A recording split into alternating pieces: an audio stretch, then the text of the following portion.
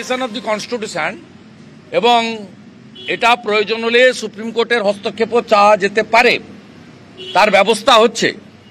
LOP is working এবং আমরা honourable governor সাহেবকে বলেছি যে 167-এ আপনি রিপোর্ট চান।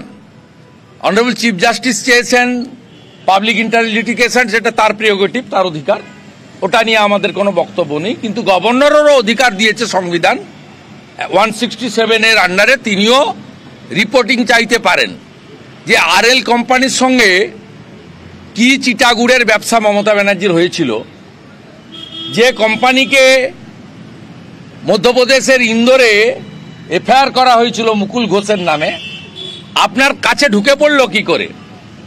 আপনি চোপড়াতে ওদের প্ল্যান্ট বসাতে দিলেন স্যালাইনগুলো নেওয়ার শর্তে, 15 সালে ক্যাবিনেটে অ্যাপ্রুভ্যাল করলেন।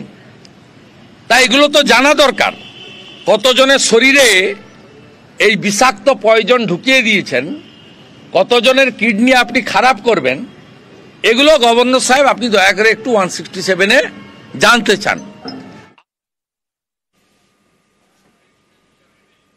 একটা সস্তা রাজনীতি করেছেন। স্যালাইন পরীক্ষায় পাঠানো হয়েছে নমুনা এবং তার তদন্ত চলছে। তা তদন্তে এত ভয় কিসের? সরকারি ডাক্তাররা সরকারি হাসপাতালের নির্ধারিত কাজ সাধারণ মানুষের কাজটা করবেন না, তারাও জুনিয়রদের হাতে ছেড়ে দিয়ে চলে যাবেন।